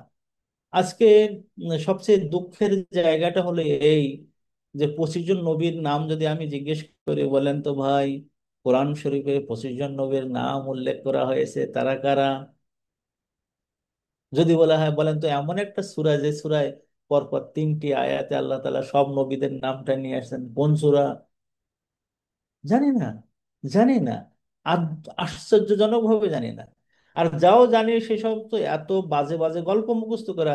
ওই কাসাসুল আম্বিয়া বলে একটা বই ছোটবেলায় আমাদের বাংলাদেশে আসছিল, একেবারে জটক গল্প দিয়ে শেষ করে, একদম মানে মিথ্যা ঘটনা তার সাথে যুক্ত করে দেওয়া। কারো কি মনে হয় না যে আহ, আল্লামা হিফজুর রহমানের লেখা কাসাসুল কোরআন বইটা আমি একটু পড়ি, অথবা ইবনে কাসিরের, এগুলো সব বাংলায় অনুবাদ হয়েছে, কিন্তু ইবনে কাসিরের লেখা আল বিদায়া ওয়ান নিহায়ার প্রথম খণ্ড যেটা কাসাসুন নবিয়্যিন, এটা আমরা একটু পড়ি। এগুলো আমরা পড়তে চাই না, নবীদের সম্পর্কে আমরা জানতে চাই না। তো এখানে যে জিনিসটা আল্লাহ তাআলা করেছেন, যে আল্লাহ তাআলা নবীদের সময়কে নির্ধারণ করে দেবেন, এত কাছে নিয়ে আসবেন, এত মানে সময় দিয়ে দিয়ে নিয়ে আসবেন যে তাদের সাথে প্রত্যেকের কথা হবে। ঈসা আলাইহিস সালামের সাথে কথা হবে, ইব্রাহিমের সাথে কথা হবে, তাদের সাথে আমাদের ইন্টারাকশন হবে। তো এই জায়গাটা আজকে আমরা সিদ্ধান্ত নিয়ে নেই যে প্রত্যেক নবীর এই জায়গায় আমরা যাব, যে তিনি যদি আমার সাহায্য চান কাল কিয়ামতের ময়দানে, যে উম্মতে মুহাম্মাদের লোকেরা তোমরা আমার ব্যাপারে সাক্ষ্য দাও, তখন যেন আমরা সাক্ষী আমরা মুখ খুলতে পারি। আমি চিনি না তাকে মুখ খুলবো কি করে? এই জন্য যারা এখন আমার এই কথাগুলো শুনছেন, 1 বছরের একটা ইয়ে নেন, প্ল্যান নেন আজকে থেকে, যে ইদার রসুল উক্তিতার, রসুলদের যে সময় দেওয়া হবে, প্রত্যেক কোন সময় কোন রসুল আসবে, এদের জীবনটা আমি একটু জানার চেষ্টা করি, আমি একটু বোঝার চেষ্টা করি। প্রত্যেক নবীদের উপরে আমরা একটু পড়াশুনো করি, তাদের জীবনগুলো আমরা জানি। আমরা মানে আইয়ুব আলাইসাল্লামের কোন স্ত্রী তার সাথে ছিল আর সবাই চলে গেল, এটা জানবো না? মুসা আলাইসাল্লামের কোন স্ত্রী তার সাথে কিভাবে জীবনযাপন করেছেন, টাকা পয়সা ছিল না, গরিব মানুষ ছিল, তার সাথে কিভাবে জীবনযাপন করেছেন, এটা আমরা শিখবো না? তো এগুলো আমাদের জানা উচিত, আমাদের বোঝা উচিত। এবং আমাদের এখনো যদি জিজ্ঞেস করি, বলেন তো ইব্রাহিম আলাইসাল্লামের কয়জন স্ত্রী ছিল, তো গুনে গুনে হয়তো ম্যাক্সিমাম বলবো না, হাজার ছিল, সারা ছিল, আরো যে ছিল এটা আমরা জানি না। এর কারণ হলো যে আমরা তাদের জীবন সম্পর্কে জানতে চাই। যা হোক, কিয়ামতের ময়দানে প্রত্যেক নবীকে তাদের শসা উম্মত সহ আল্লাহ তাআলা নিয়ে আসবেন এরকম। তো মানে ওই দিন আরেকটা কাজ হবে, সেটা হলো যে প্রত্যেক নবীর ব্যাপারে উম্মতে মোহাম্মদের সাক্ষী দেওয়ার পরে আল্লাহ রসুল নিজে সাক্ষী দেবেন। আল্লাহ রসুলও বলবেন ওখান থেকে যে হ্যাঁ, আমার উম্মত এই নবীর ব্যাপারে যে কথা বলেছেন এটা সঠিক, এটা সঠিক। তো একটা জিনিস এখানে আসবে, যেটা আমরা একটু আলোচনা করে নেই, এবং আপনারা যদি কিছু না মনে করেন আজকে আমরা একটা সিদ্ধান্ত নিয়ে নেই। আমি ওয়াদা করে নিচ্ছি না হাত উঁচু করে, কিন্তু আমরা সিদ্ধান্ত নেই, আমি সহ আপনারা সব। তাহলে এই যে কিছু কিছু নবী একটু তাজ্জব হয়ে যাবে, হয়ে তারপরে যে উম্মতে মোহাম্মদের যারা বলবে যে হ্যাঁ আল্লাহ, এই নবী তার উম্মতের কাছে দ্বীনের কথা, নবুয়াতের কথা, রিসালাতের কথা, তাওহীদের কথা, আখিরাতের কথা পৌঁছে দিয়েছিল। তাজ্জব হয়ে যাবে যে আমার উম্মতেরা অস্বীকার করলো, যে সময় তারা ছিল তোমার আসার অন্তত কয়েক লক্ষ বছর আগে, কয়েক হাজার বছর আগে আমার উম্মতেরা ছিল, তুমি তো দেখোনি। তুমি এই কথা কিভাবে এত শক্ত করে বলতেছ? তখন বলবে যে আমাদের কাছে আল্লাহ তাআলা বলে দিয়েছিল দুনিয়াতে, আল্লাহ আমাদেরকে তোমাদের ব্যাপারে বলে দিয়েছিল। বলো কি? আল্লাহ বলে দিয়েছেন তোমাদেরকে দুনিয়াতে? হ্যাঁ, কোথায়? কোরআনের মধ্যে। আল্লাহ তাআলা দুনিয়াতে কোন নবী কি করেছেন কোরআনের মধ্যে আমাদের বলেছেন। আল্লাহর কসম দিয়ে বলি, আল্লাহর কসম দিয়ে বলি, আল্লাহর কসম দিয়ে বলি যে নবীদের সম্পর্কে কোরআনে যেটা বলা হয়েছে এর চেয়ে সত্য কথা আর নাই, এর চেয়ে সত্য কথা আর নাই। কোনো একজন নবী সম্পর্কে যদি একটা লাইন বলে থাকে তো ওইটাই মুখস্থ করে রাখবেন, এবং ওই নবী সম্পর্কে ওইটাই আপনার মনে রাখা দরকার, ওইটা নিয়েই কিয়ামতের ময়দানে তার ঝামেলা হবে। পুরা একজন নবীর কিয়ামতের ময়দানে যে সমস্ত ব্যাপারে উম্মতের সমস্যা হবে, আল্লাহ তাআলা আমাদেরকে কোরআনের মধ্যে সেইটা বলে দিয়েছেন। যেমন এই দুনিয়াতে ঈসা আলাইহিস সালামকে আহ কোটি কোটি মানুষ, একটা না, কোটি কোটি মানুষ, এবং যুগে যুগে প্রত্যেক জেনারেশনে কোটি কোটি মানুষ আল্লাহর বেটা হিসাবে, আল্লাহর ছেলে হিসাবে পূজা করবে। তো ওইটাই আবার আল্লাহ তাআলা ঈসা আলাইহিস সালামের কাছে শুনবেন যে ও ঈসা, আনতা কুলতা লিন্নাস, তুমি কি মানুষকে বলেছিলে আনিত্তাখিদু, তোমরা গ্রহণ করো আমাকে, ও উম্মিয়া, এবং আমার মাকে, ইলাহাইনি, আল্লাহর আল্লাহ হিসেবে গ্রহণ করো? হ্যাঁ, এটা কি তুমি বলেছিলে? চিন্তা করেন, কারণ এই জিনিসটা ঈসা আলাইহিস সালাম সম্পর্কে যদি পৃথিবীতে ওভারঅল ফেনামেননকে আপনি সামনে নিয়ে আসেন, যে ওভারঅল কথা কি? ওভারঅল কথা হলো যে পৃথিবীর খুব সামান্য কিছু লোক বিশ্বাস করে যে তিনি আল্লাহর রসূল ছিলেন। বর্তমান পৃথিবীতে সামান্য কিছু লোক বিশ্বাস করে যে তিনি আল্লাহর রসূল ছিলেন, আর অধিকাংশ বিশ্বাস করে যে তিনি আল্লাহর বেটা ছিলেন। একটা চিন্তা করে দেখেছেন কত ভয়াবহ ব্যাপার? এবং এটা কিন্তু আমরা কোনো কাঁদতেছি না, আমরা কাঁপতেছি না, বরং আল্লাহ তাআলা তো কোরআনের মধ্যে এমনও বলেছেন যে জানো, এমনও হয় যখন পৃথিবীর কোনো একটা কর্নারে কেউ যদি বলে ফেলে যে আল্লাহর বেটা ঈসা আলাইহিস সালাম, তখন এই জমিন কাঁপতে থাকে, আসমান কেঁপে বিদীর্ণ হতে থাকে। তো উম্মতে মোহাম্মদের কাজ হলো আখেরাতে যে আপনি কথা বলবেন, দুনিয়াতে কথা বলা দরকার। যে যা আপনার আশেপাশে আছে, আপনার যে নিজের সন্তানকে এগুলো শেখাচ্ছে, আপনি আপনার সন্তানকে অন্তত বুঝাবেন, খবরদার তোমরা যেন এটা কখনো তোমরা যেন বিশ্বাস করো না, এ দায়িত্ব আমার। অর্থাৎ নবীদের যে সমস্ত বিষয়গুলো, তখন ঈসা আলাইহিস সালাম বলবেন যে ও আল্লাহ, এটা কেমন কথা, ইন কুনতু কুলতুহু ফাকাদ কাদ আলিমতা তাআলামু মা ফি নাফসি ওয়ালা আ'লামু মা ফি নাফসিক। আল্লাহ, আমি যদি এটা বলতাম তো তুমি তো জানতে, আমি এটা কেন বলবো? হ্যাঁ, আমি এটা কেন বলবো? তুমি তো জানতে, তুমি তো আমার মনের খবর জানো, আমি তোমার মনের খবর জানি না। এই যে জিনিসটা ওখানে কিন্তু হচ্ছে, ওখানে কিন্তু হবে, এরকম দাঁড় করাবেন, তাকে দাঁড় করে তার কাছে জিজ্ঞেস করবেন।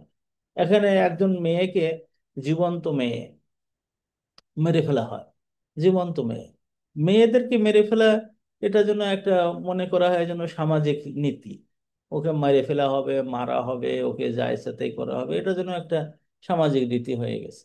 আহ, জাহেলি যুগে জ্যান্ত মেয়েদেরকে মেরে ফেলা হতো, জ্যান্ত মেয়েদের মেরে ফেলা হতো। তো ওটার ঘটনা আছে, সেই ঘটনাটা আমরা কান্দি। ওমর রাদিয়াল্লাহু তাআলা ঘটনা বলতেছেন তারপরে হলো হাতেব ইবনে আবি বলতা ঘটনা বলতেছেন, তারপরে আরো কয়েকজন সাহাবার আছে ঘটনা, তারা বলতেছেন যে মেয়েরা কিভাবে মরে যেত, এতে মেরে ফেলা হতো। হযরত ওমর রাদিয়াল্লাহু তাআলা আনহুর ঘটনা শুনে তো আল্লাহ রসুল নিজেও কেঁদেছেন যে কিভাবে এটা সম্ভব হয়। তো মানে মেয়েদেরকে মেরে ফেলা এটা জাহিলিয়াতের যুগে হতো, এখন মানুষ মনে করে মেয়েদেরকে মেরে ফেলা হয় না। তো ভুল কথা। এই যে কদিন আগে কুমিল্লাতে একজন মেয়ে মেরে ফেলছে, মনে হয় যেন ওদেরকে ধর্ষণ করা যাবে, ধর্ষণ করে তারপর মেরে ফেলে যাবে, এরকম যেন একটা খুব সহজ মনে করা হয়। তো এটা ওই যাদেরকে এরকম জীবিত মেরে ফেলা হয়। আও, বর্তমান জামানায় আরেকটা মেরে ফেলার আরেকটা রূপ আছে, সেটা ভয়াবহ। সেটা ভয়াবহ, সেটা শোনার পরে যেদিন আমি প্রথম এই ঘটনাটা বা এই স্ট্যাটিস্টিকটা পড়েছি, আমি প্রথম একটা আর্টিকেল যেদিন পড়লাম, সেদিন বিশ্বাস করেন, এমনি রাত্রে আমার কম ঘুম হয়, কিন্তু ওই দিন, ওই দিনের পর রাত্রে আমি সারা রাত ঘুমাতে পারি। সেটা হলো যে 2010 সালে ইন্ডিয়াতে, যে যখন জানতে পেরেছে পে- মায়ের পেটে যে বাচ্চাটা আছে ওটা মেয়ে, মেয়ে জানা যায় এটা কিন্তু মানে 1-2 সপ্তাহে জানা যায় না, 3, 4, 5, 6, 7, 8, 9, 10, 11, 12 সপ্তাহ পরে, যে কখনো কখনো যে দেখা যায় তারও পরে, যে মানে কখনো কখনো মোটেই জানা যায় না, একেবারে শেষের দিকে এসে জানা যায়। কেউ কেউ তো জানতে পারে আরো পরে এসে। যা হোক, জাহেলিয়াতের যুগে বাচ্চা হওয়ার পরে জানতে পারতো মেয়ে, এর আগে জানতে পারতো না। আর এই যুগে তার আগে জানতে পারার পরে ইন্ডিয়াতে 1 মিলিয়ন ফেটাস, যেগুলো মেয়ে ছিল, তাদেরকে অবসান করা বাধ্য করা হয়, যে তুই যদি অবসান না করিস তোকে আমি স্ত্রী হিসেবে গ্রহণ করবো না। স্বামীরাই মানে স্ত্রীকে বাধ্য করে যে অবসান করাতে হবে, কারণ তোমার পেটে এটা মেয়ে। আপনি আপনি মানে জ্ঞানের উৎকর্ষতার একেবারে শীর্ষে উঠে গেছেন আপনারা। বর্তমান জামানায় মানুষ মঙ্গল করে হয়ে গেছে। বর্তমান জামানায় মানুষ হার্ট প্রতিস্থাপন করছে, ব্রেন প্রতিস্থাপন করছে, কলিজা নষ্ট হলে কলিজা ঠিক করতেছে, লিভার চেঞ্জ করতেছে, কত পর্যায়ে গেছে মানুষ। কিন্তু এই অমানুষটা যখন শুনছে যে তার স্ত্রীর পেটে তারই দেওয়া সন্তান, ওটা মেয়ে, এবং সে মেয়ে হিসেবে বড় হচ্ছে, ওই দিন তাকে বাধ্য করেছে অ্যাবর্শন করতে। গোটা শুধু ইন্ডিয়াতে, ইন্ডিয়ায়, অন্যান্য জায়গায় কথা বাদ দেন, ইন্ডিয়াতে, ইন্ডিয়াতে 2010 সালে 1 মিলিয়ন ফেটাসকে অ্যাবর্ট করা হয়। এটা এটা যখন মানে এটা ন্যাচারাল ফেনামেনা, এটা কিন্তু এমন না যে এটা আগে ছিল এখন আর নাই, এখন আরো মারাত্মক। আগেকার সময় তো ধরেন ও গোটা আরব দেশের ঘটনা তো আমি পড়ে দেখলাম, ম্যাক্সিমাম 300 মেয়েদেরকে হত্যা করা হয়েছে, তার একটা ঘটনা আছে। অথবা অন্যান্য জায়গায় হয়তো 100, 200, 300 এরকম পাবেন ইতিহাসে, নন ইতিহাসে। কিন্তু বর্তমান জামানায় একটা দেশে, সেটাই সে দেশটা ছাড়াও সারা পৃথিবী আরো বড়, সেখানে 1 মিলিয়ন নারী মেয়েদেরকে হত্যা করা হয়েছে দুনিয়াতে আসার আগেই। যে দুনিয়া আসা তো আগে তো আসতো, অন্তত দুনিয়া একটু আদর পেতো তারা। আরে আদর না পেয়ে মানে পেটের ভিতরেই তাকে শেষ করে দাও। এমন এদেরকে আল্লাহ তাআলা বলবেন ওয়াইদাল মাউউদাতু সুইলাত বিআইয়ি যামবিন কুতিলাত। ওকেই ডাকবে যে আহারে বাচ্চা, তোর কি অপরাধ ছিল যে তোকে একেবারে যে জীবিত মানে নষ্ট করে হতো। তাকেই জিজ্ঞেস করা হবে, জিজ্ঞেস করার দরকার ছিল কিন্তু যে বাবা মাকে, কিন্তু তাকে জিজ্ঞেস করা হবে তার মুখ দিয়ে ওই ছোট্ট একটা কান্না শোনার জন্য, যে "ও আল্লাহ, আমার কোনো অপরাধ ছিল না, আমার মা, আমার বাবা আমাকে এরকম সর্বনাশ করেছে।" আমি তো একই রকম সর্বনাশ মনে করি, আমি ব্যক্তিগতভাবে এটা মনে করি ওই সমস্ত বাবা মাকে, যে মেয়েদেরকে ধর্মীয় শিক্ষা দেয় না, এবং ধর্মীয় শিক্ষা না দিয়ে পড়াশোনাও করায় না, কিন্তু ছেলের পিছনে লাখ লাখ কোটি কোটি টাকা ব্যয় করতেছে, এই মনে করে যে মেয়ে আসছে ওর কোনো দরকারই নাই।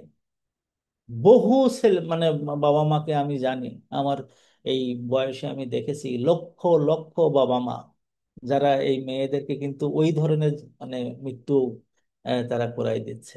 তো এটা আল্লাহ তাআলা ওই দিন আবার জিজ্ঞেস করবেন, এই যে তাওকীদ করাটার পিছনে কারণ হলো এটা, এবং এটার ফেনামিনানটা হবে এইরকম, যে রসুলদেরকে জিজ্ঞেস করতেছেন, রসুলের যে মানে সারা দুনিয়ার মানুষদের উপরে যেটা হবে সেটা জিজ্ঞেস করতে তাওকীদ করা হবে।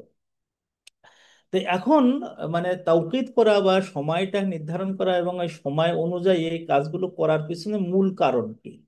মূল কারণ কি? মূল কারণটা হলো এই, যে আল্লাহ তাআলা বলছেন যে আমি ওই দিন একটা কাজ করব, সেই কাজটা হলো এমন যে লি আইয়ি ইয়াউমিন উজ্জিলাত, কোন দিনের জন্য এই সব জিনিসগুলো আমরা দেরি করেছি। আমরা দেরি করেছি, কি দেরি করেছি? যে এই দুনিয়াতে অনেক সময় নিজের আপন ভাই বোনকে ফাঁকি দিচ্ছে, নিজের আপন বোন ভাইকে ফাঁকি দিচ্ছে। তা আল্লাহ তাআলা সঙ্গে সঙ্গে তো ধরে শেষ করে দিতে পারে, যে ফাঁকি দেয় তার একদিনে। 3-4 দিনের মধ্যে দেখা গেল যে 1-1.5 হাজার মানুষ মারছে এক মহিলা। আল্লাহ তালা তো চাইলে তো ওই দিন তারা মেরে ফেলে দিতেন। আল্লাহ তালা তা করেন। উনি বলেন যে লিয়াও লিয়াও মিন উজ্জিলা, একদিনের জন্য তিনি এটা দেরি করান। তাই এই জন্য বলেন লি আইয়াও মিন উজ্জিলা। এখানে প্রশ্নটা করছে এইভাবে যে কোন দিনের জন্য এই সবগুলোকে দেরি করানো হয়েছে, ওইটা মানে প্রত্যেক রসুলকে সেদিন দেখানো হবে। নূহ তোমাকে মারছিল, মনে নাই? বয়স যখন তোমার 900 বছর, একেবারে হাঁটতেও পারতেছিলে না, তখন তোমার মারছিল। এই আজকে তার বিচার হবে। নবী মোহাম্মদ সাল্লাহ সাল্লাম, তুমি এত ভালো মানুষ ছিলে, তোমার গলায় যে আহ, দড়ি দিয়ে টান দিয়ে মেরে ফেলা হচ্ছিল, মনে নেই? আজকে বিচার করা হবে। হে নারী, তোমাকে যে একেবারে জন্মের পর থেকে মরণের আগ পর্যন্ত বিভিন্ন পর্যায়ে মানুষ কষ্ট দিয়েছে, লিয়াও মিলিয়ে আইয়াউমিন উজ্জিলাত, আজকে সেটা তার বিচার করা হবে। হে পুরুষ, তোমাকে যে এত কষ্ট দেওয়া হয়েছে দুনিয়ায়, কষ্টের পর কষ্ট ভোগ করে করে যখন মরে যাচ্ছ, তখনও দেখতেছো আমি বঞ্চনার মধ্যে, আমি কিছু না, আমি তো সব দিয়েই গেলাম, পেলাম না কিছু। লি আইয়াউমিন উজ্জিলাত, এই আজকের দিনে ওই সবগুলোকে আমি তাখির করেছি। আল্লাহ তাআলা এখানে দুই জিনিসে তাখির করেন, একটা হলো দেওয়ার ক্ষেত্রেও, একটা হলো শাস্তির ক্ষেত্রেও। মানে শান্তির ক্ষেত্রেও, পুরস্কারের ক্ষেত্রেও, আর একটা হলো তিরস্কারের ক্ষেত্রেও আল্লাহ তাআলা তাখির গুলো করেন। যে কারণ হলো কি, যে আপনি যে ভালো কাজ করেন এর সবটাই যদি দুনিয়াতে দেওয়া হয়, তাহলে আল্লাহর যে মানে নিয়ম করেছেন যে আমি ও লোকটা যখন ভালো কাজ করে তার সবটাই আমি দুনিয়ায় দেব, তার যে আল্লাহ তাআলা গুণ গুণ বাড়াই দেন, কখনো 10 গুণ, কখনো 70 গুণ, কখনো 700 গুণ, তা আপনি ভোগ করতে পারবেন না দুনিয়ায়, কারণ আপনার বয়সটা হলো খুবই লিমিটেড। যেমন ধরেন কিছু কিছু নিয়ামত আপনার জীবনে পাওয়া দরকার, কিন্তু আপনার জীবনটা এমন ছোট যে ওই জীবনটা মাত্র 10 বছর আছে, 10 বছর পাইছেন, এরপরে যে আপনি চেষ্টা করে ওই জীবন আর ফিরিয়ে আনতে পারেন না। হ্যাঁ, ধরেন আপনি প্রচুর খেলাধুলা আড্ডা ফাজলামি মারবেন, তো এটার জন্য আল্লাহ তাআলা লাইবুন ও লাহাউনের বয়স ম্যাক্সিমাম আপনার 14-15 বছর রাখছেন, প্রথম 14-15 বছর। এরপরে যে যখন আপনার দেহটা বড় হয়ে গেছে, আহ, গেলে তো এক এক লোক যাদের ওই রকম দেহের অধিকারী তাদের পাশে যেয়ে বসতে হয়, তারা আবার খেলাধুলো পছন্দ করে না। তো বলতে হয় যে না, আর তোমার সেই বয়স আর নাই, কিন্তু তুমি এখন বড় হয়ে গেছো। তো দেখা যায় যে আমার মন চাইলেও আমি ওই সময় আমার যে আনন্দের সে উপকরণ আমি নিতে পারি না, কারণ ওই সময়ে আমার সেটা পারবো না। বুড়ো, একদম খুড়খুড়ে বুড়ো, সে মনে করতেছে আজকে আমি মানে এর বিরুদ্ধে, মেসির বিরুদ্ধে ফুটবল খেলবো, আর নিজের শরীর চাগাতে পারে না, ফুটবল খেলবে। আল্লাহ তাআলা এই জন্য দুনিয়াতে সব নিয়ামত যা তিনি ওয়াদা করেছেন দুনিয়াতে দেন না। আবার শাস্তি ওই রকম, একজন মানুষ মানুষ 70 জনকে হত্যা করছে, এখন এই দুনিয়াতে তো একবার মেরে ফেললে তো মরে গেল, তা আর যে 69 জন থাকলো তাদের কি করছে, তাদের কি করবে? এই জন্য দুনিয়াতে শাস্তি এবং মানে পুরস্কার দুইটাই সম্পূর্ণভাবে দুনিয়াতে দেন না তিনি। এবং দেওয়া মতন যোগ্যতা একজন মানুষের না দৈহিক, না মানসিক, না সময়গত তার সে ক্যাপাসিটি আছে। এই জন্য আল্লাহ তাআলা এটা অনন্তকালের জন্য রেখে দেন, যে জগতে মানুষ মরবে না, তার মেরে ফেললেও সে যখন প্রথম হত্যার বিচার আল্লাহ নিচ্ছেন, তা মনে হয় একজন মরে যাচ্ছে, কিন্তু তো মরিনি, আবার জীবিত হয়ে উঠছে, আবার মারতেছে, আবার জীবিত হয়ে উঠতেছে, আবার মারতেছে। তো 100 জন কেন, 500 জনকে মারলেও তার শাস্তি ওখানে দেওয়া সম্ভব। এই জন্য আল্লাহ তাআলা বলছেন যে এটা আমি তাখির করে রেখেছি, লিয়া ইলিয়া ইয়াউমিন উজ্জিলা, ওই দিন যেদিনকে আল্লাহ তাআলা আর তাখির করে, দেরি করে রেখেছেন, যে ওই দিনে তার বিচার হবে। আর সেই দিনটাকে বলা হয় ইয়াউমিল ফসল, এটা হলো ফসলের মানে বিচারের দিন। আল্লাহ তাআলা সেখানে আল্লাহ রসুলের কাছে জিজ্ঞেস করছেন যে আপনি কি জানেন সে বিচারের দিন কি? তার উত্তর আল্লাহ তাআলা নিজেই দিয়েছেন, ওয়াইলু ইয়াউমাইদিন, যেদিন এই দিনটা আসবে সেদিন মুকাজ্জিবিনদের জন্য ওয়াইল রয়েছে। আমরা এই ওয়াইল সম্পর্কে আমরা আগামী সপ্তাহে ব্যাপক আলোচনা করব ইনশাআল্লাহ। এই এই কথাটা এটাই এই সূরার মধ্যে 10 বার আল্লাহ তাআলা উল্লেখ করেছেন। কেন উল্লেখ করেছেন, এর অর্থটা কি, এগুলো নিয়ে আমরা ইনশাআল্লাহ আলোচনা করব। তো আমরা এখন এর থেকে লাইভ প্রোগ্রাম থেকে আমরা চলে আসবো শুধু শেষের মানে কিছু আবেদন আপনাদের কাছে। সেটা হলো যে কিউএনএস একাডেমি এবার সামার উপলক্ষে আমাদের 5টা ভালো ভালো সাবজেক্ট আমরা মানুষের কাছে নিয়ে আসছি। আমি নিজেই পড়াবো আকীদা ছোটদের জন্য ইংলিশ ভাষাতে।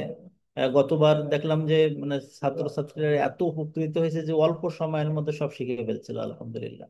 তো এবার আপনারা যদি চান খুব দ্রুত আপনারা রেজিস্ট্রেশন করে ফেলেন, কারণ জুলাইয়ের শেষের থেকে অগস্টের প্রথম থেকে অগস্টের শেষ পর্যন্ত, জুলাইয়ের শেষ সপ্তাহ ক্লাস হলো আগস্টের শেষ পর্যন্ত আমাদের ক্লাসগুলো চলবে। আপনাদের যারা আত্মীয় স্বজন আছে, যারা নিজেদের, অনেকেই মনে করবেন যে ছুটি উপলক্ষে আমি একটা গিফট দেবো আমার সন্তানকে বা আমার আত্মীয়কে। গিফট হলো এটা, তাকে পড়াই দেন। অন্তত আকীদা যদি তারা খুব ভালো হয়ে যায়, সালাত কিভাবে আদায় করতে হবে একেবারে সহি শুদ্ধ সালাত। আমাদের শেখ আব্দুর রহমান মাদানির মেয়ে ডাক্তার হয়ে গেছেন আলহামদুলিল্লাহ, এবং সে মাদ্রাসায় পড়া মানুষ। তার কাছ থেকেই কিন্তু আপনারা সালাতের এই বিষয়গুলো খুব বিশদভাবে আপনার বাচ্চাদেরকে শিখাই দিতে পারবেন। এবং ওনার ক্লাসটা আমরা দেখেছি যে গত 3 বছরে খুবই নাম করেছে এবং বাচ্চারা অত্যন্ত উপকৃত হয়েছে। আমাদের উস্তাদ আফনান, যিনি উম্মুল কোরা ইউনিভার্সিটিতে মাস্টার্স করতেছেন, আবার ক্যামব্রিজ ইউনিভার্সিটির আন্ডারে তিনি পড়াশোনা করেছেন ইংলিশ, বাংলা আর আরবি। আর জন্মগ্রহণ করেছেন মক্কায়, পড়াশোনা করেছেন ওখানে, তার আরবি অনেক অনেক ভালো। তিনি কোরআন শরীফের যে আল কিসরুল মুফাসসাল বলে যে সূরাগুলো, সূরা মানে জিলজাল থেকে শুরু হয়ে এদিকে এই হুমাজা পর্যন্ত, অথবা শেষের আরো সূরা পর্যন্ত, সে এগুলোকে মুখস্থ করায় নেবে, আবার তাফসির মুখস্থ করাবে। খুব সহজ করে তাফসির গুলো সে জানতে পারবে। তো ধরেন আপনার এই আহ, 2 সপ্তাহে 12 দিনে মাত্র 12টা ক্লাস, 12টা ক্লাস, একটা ছেলে যদি এই সূরাগুলোর অর্থ, মিনিং, মেমোরাইজেশন প্লাস তাফসীর যদি শিখে ফেলতে পারে, তা আপনার নাজাতের জন্য তো এটা বিরাট কিছু। এরপরে আপনি আরওয়া আজাদি, আমার মেয়ে, তার এই ক্লাসটা খুবই পপুলার। এটা 99 নাম, আল্লাহর 99 নাম মুখস্থ করা হবে, আর ডেইলি যত দোয়া আছে এই দোয়াগুলো কিন্তু ওখানে পড়ানো হবে। এবং ওখানে অ্যারাবিক ভাষার উপরে পড়াশোনা আছে। তো যেভাবে যেটা আপনারা চান, আর যদি এমন হয় যে আপনার সন্তানকে সব পড়াবেন তাও হতে পারে, কিন্তু ওটা বেশি কঠিন হয়ে যাবে। এক একটা, দুটো, তিনটে আপনারা ওখানে মানে ছাত্রছাত্রীদেরকে ভর্তি করাবেন ইনশাআল্লাহ। আর আমরা এখন থেকে আলিমিয়া কোর্সে আমরা ছাত্র ছাত্রী নিচ্ছি। আগামী সেপ্টেম্বর থেকে 5 জন বিশ্ববিখ্যাত আলিম তারা এই ক্লাসগুলো করবেন। শেখ আব্দুর রহমান মাদানী, যার কাছে পড়তে পারাটা ভাগ্যের ব্যাপার। শেখ মাহমুদুল হাসান, আমি মনে করি যে বাংলাদেশি কমিউনিটির মধ্যে যতগুলো শ্রেষ্ঠ আলিম আছেন তার মধ্যে তিনি প্রথম কাতারে। এরপরে হলো শেখ ডক্টর মাসুম বিল্লাহ আজহারি, উনি হলেন আল আজহার বিশ্ববিদ্যালয় থেকে, তারপর কিং আব্দুল আজিজ বিশ্ববিদ্যালয় জেদ্দা, তারপরে মালয়েশিয়া ইসলামিক ইউনিভার্সিটি থেকে মাস্টার্স পিএইচডি, আমার নিজের ছাত্র তামিরুল মিল্লাতে পড়েছে। অনেক বড় আলিম, এখন কানাডায় থাকে, অনেক নাম করা মানুষ ওখানে। তিনিও পড়াবেন আল্লাহ তাআলা তৌফিক দিলে। আমাদের শেখ নাসরুল্লাহ, সুবহানাল্লাহ, ওই রকম ছেলে তৈরি করে আমার ছাত্র। আমি মনে করি যে আমার জীবনের যদি নাজাতের জন্য যদি একজন ছাত্র উল্লেখ করতে হয় তার মধ্যে তিনি, আলহামদুলিল্লাহ। তার তেলাওয়াত শুনলে মানুষ পাগল হয়ে। ইস্ট লন্ডন মসজিদে উনি ফজরের নামাজ পড়ান মাঝে মাঝে। সব ভাইরা বলেছে যে এই রকম আলেম খুব কম পাওয়া যায়। তিনি শরিয়ার উপরে পড়াশোনা করেছেন, কোরআনের উপরে পড়াশোনা করেছেন। তিনিও কিন্তু আমাদের এই আলিমিয়া কোর্সটা পড়াবেন। আমরা ওখানে প্রায় 8টা ভালো ভালো সাবজেক্ট পড়াবো, যেগুলো পড়ার পরে আপনি আলহামদুলিল্লাহ, আল্লাহ আশা আশা করা যায় যে একজন ভালো আলিম হতে পারবেন ইনশাআল্লাহ। তো কষ্ট হবে, তারপরেও আমরা যারা যারা অংশগ্রহণ করতে চান খুব দ্রুত এখানে আপনারা অংশগ্রহণ করবেন ইনশাআল্লাহ। আল্লাহ আপনাদের সবাইকে ভালো রাখুন। আমরা এখানে লাইভ থেকে চলে আসতেছি আমরা জুমের দিকে। হাইয়াকুমুল্লাহ, আসসালামু আলাইকুম রহমতুল্লাহ।